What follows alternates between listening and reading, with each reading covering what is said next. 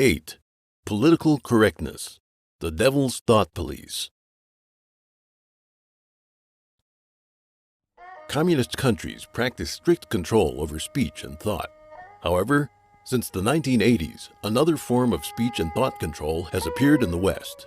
Thought police use the banner of, quote, political correctness to run amok in the media, society, and education system, using slogans and mass criticism to restrain speech and thought. Even though many have already felt the evil power of this control, they have not grasped its ideological origins. Phrases such as political correctness, together with progress, and solidarity have long been used by communist parties. Their superficial meaning is to avoid using language that is discriminatory towards minorities, women, the disabled, and others. For example, black people are to be called African Americans. American Indians are to be called Native Americans. Illegal immigrants are to be called undocumented workers, and so on. However, the hidden implication behind political correctness is to classify individuals into groups according to their victim status. Those who are the most oppressed should, therefore, be accorded the most respect and courtesy. This judgment, rendered solely on one's identity and disregarding individual conduct and talent, is the basis of what's called identity politics. This style of thinking is extremely popular in the United States and other Western countries. According to such logic, black lesbians, who are oppressed along vectors of race, sex, and sexual preference, are ranked at the forefront of victimhood. At the other extreme, white heterosexual males are considered the most privileged and, in the logic of victim politics, should be at the bottom of the totem pole. This type of classification is identical to what goes on in communist countries, where individuals were classified within the, quote, 5 classes of red or the, quote, 5 classes of black, according to their wealth and class status before the revolution.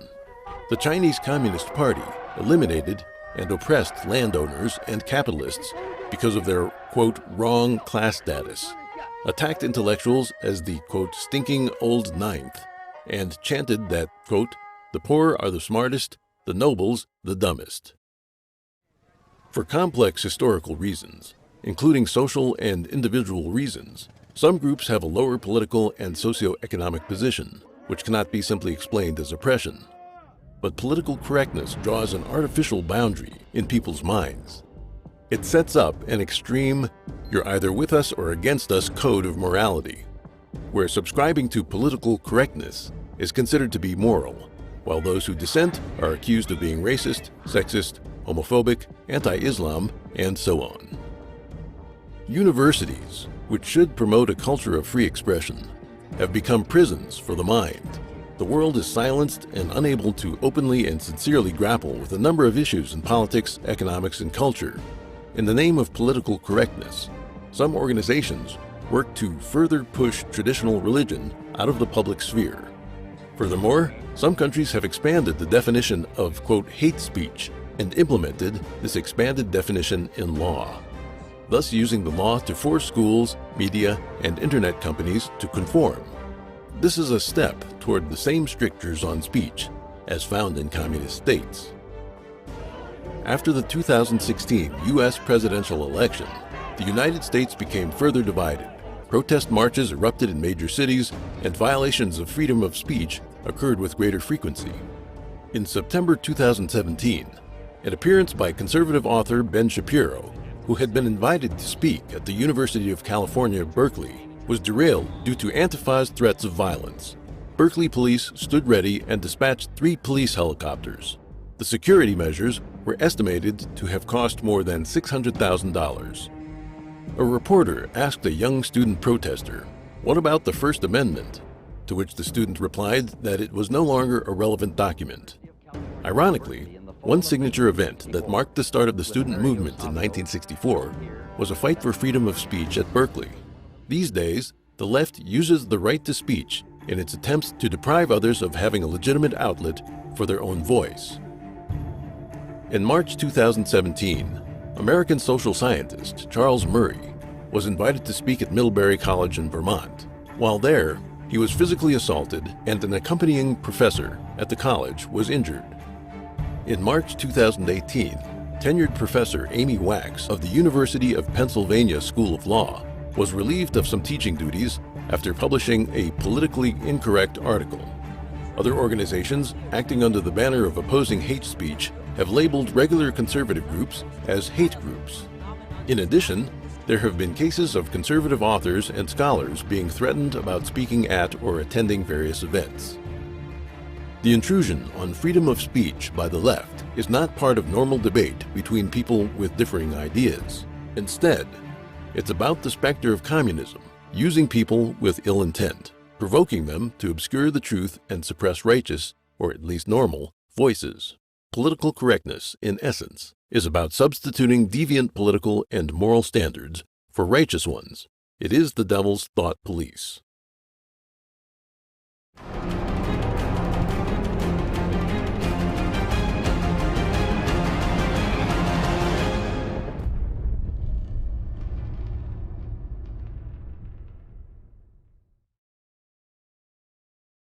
Nine.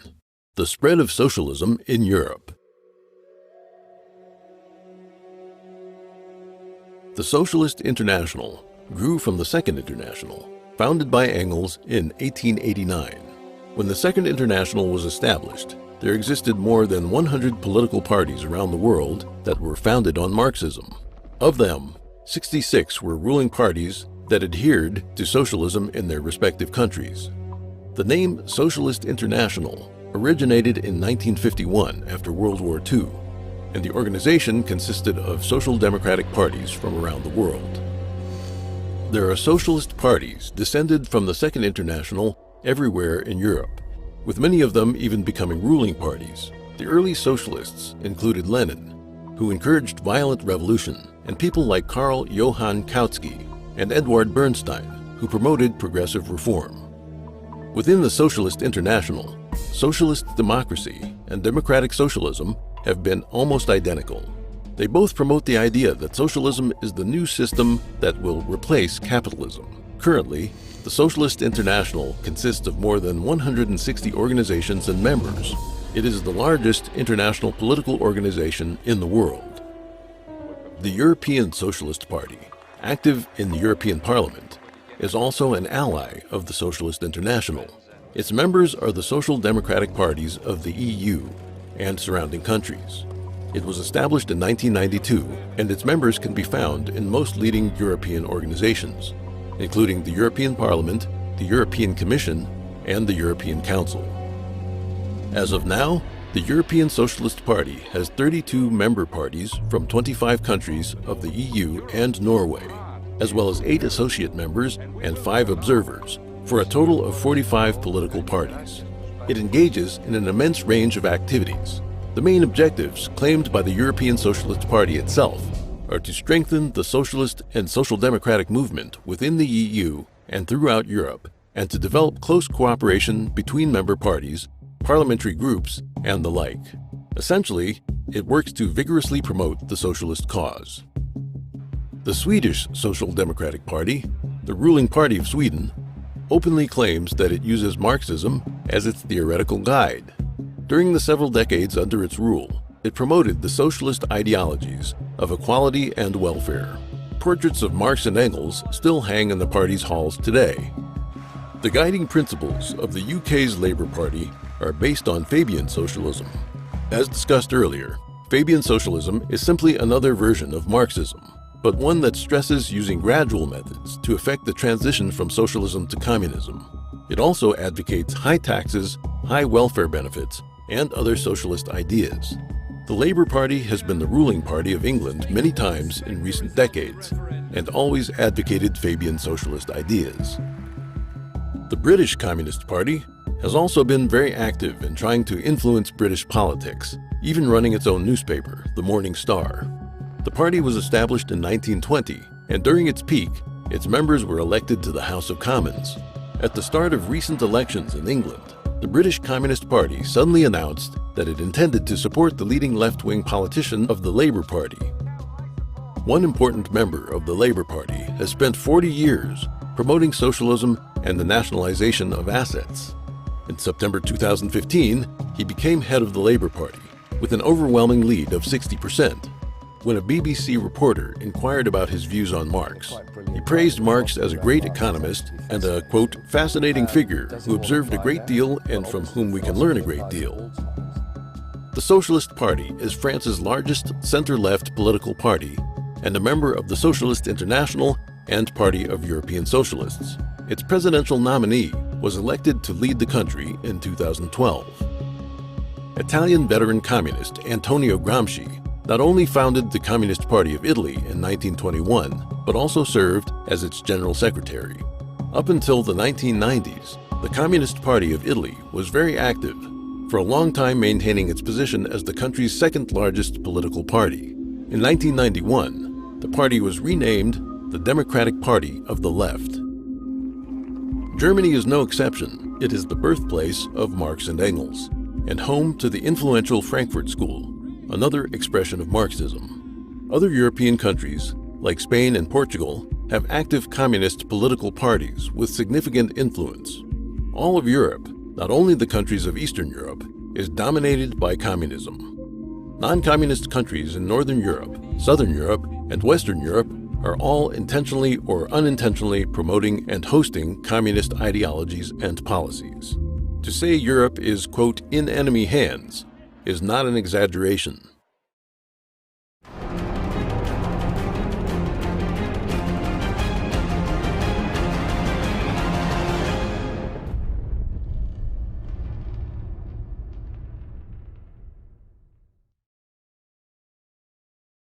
Ten. Why do we fall for the devil's tricks? American sociologist Paul Hollander, in his book Political Pilgrims, told the stories of many young intellectuals enamored with communism who traveled to the Soviet Union, Maoist China, and Communist Cuba. While horrifying abuses were taking place, these young political pilgrims were shown none of it, and, upon their return to their countries, enthusiastically wrote books glorifying socialist policies. Communist ideology is an ideology of the devil, and as time has passed, people have seen increasingly clearly that everywhere communism goes, it is accompanied by violence, lies, war, famine, and dictatorship. The question is, why are there still so many people who wholeheartedly help the devil spread its lies, even becoming its obedient tools? In the United States, for example, people of different time periods were attracted to communism for different reasons. The very early members of the Communist Party USA were immigrants. Their economic status was low, and it was hard for them to blend into the community. They thus joined the party, mainly due to influences from their homelands, primarily Russia and Eastern European countries. After the Great Depression, the influence of Marxism in the West dramatically increased, and almost the entire intellectual class in the West began a leftward turn. Numerous intellectuals went to visit the Soviet Union, and after returning home, gave speeches and wrote books promoting communist ideology. Those involved included many influential thinkers, writers, artists, and reporters. The baby boomer generation entered college during the 1960s, growing up in post-war affluence, yet they were misled by communist-inflected ideologies into taking up other countercultural stances in the form of anti-war protests, feminism, and the like. The next generation of students was taught left-leaning material right out of their textbooks because their teachers were the tenured radicals. Thus, communism's long march through the institutions had finally succeeded, beginning a cycle intended to reproduce and maintain itself forever. In a book dedicated to exposing communism, Masters of Deceit, FBI Director J. Edgar Hoover, whose tenure ran 37 years, classified communist activists into 5 groups: open party members, underground party members, fellow travelers, opportunists, those who support the party for self-interest, and dupes. In reality, there are very few extremely evil and die-hard communist activists. It's much more the case that the majority of Communist Party members were simply taken in. American journalists John Silas Reed and Edgar Snow played major roles in promoting communist ideology around the world, with Reed's book 10 Days That Shook the World and Snow's Red Star Over China. Reed is one of the 3 Americans who was buried in the Kremlin Wall necropolis, meaning that he himself was a communist activist. His description of the October Revolution was not an objective reporting of the actual events, but carefully crafted political propaganda. Snow was a fellow traveler of communism.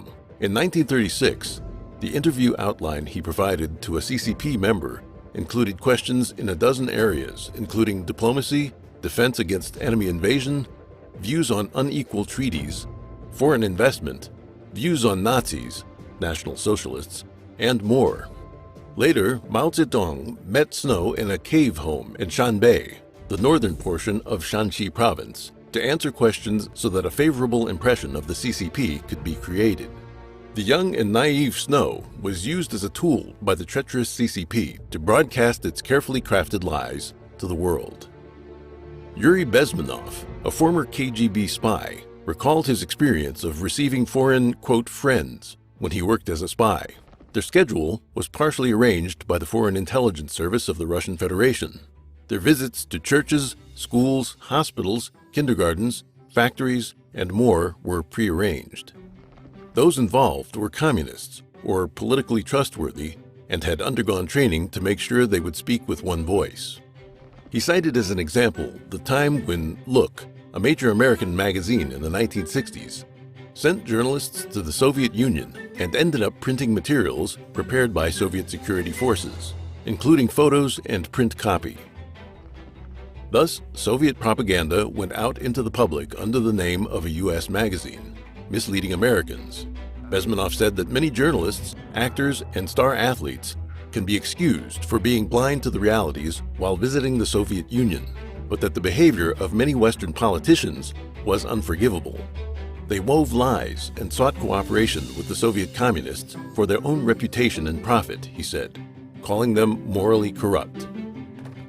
In the book, You Can Still Trust the Communists to Be Communists, Dr. Fred Schwartz analyzed why some young men from wealthy families became fond of communism. He listed 4 reasons. First, disenchantment with capitalism. Second, belief in a materialist philosophy of life. Third, intellectual hubris. And fourth, an unfulfilled religious need. Intellectual hubris refers to the experience of young people from the ages of about 18 to 20 who easily fall prey to communist propaganda due to their partial understanding of history, their anti-authoritarian resentment, and their desire to rebel against tradition, authority, and the ethnic culture they grew up in. An unfulfilled religious need refers to the fact that everyone has a kind of religious impulse inside them, driving them to transcend themselves.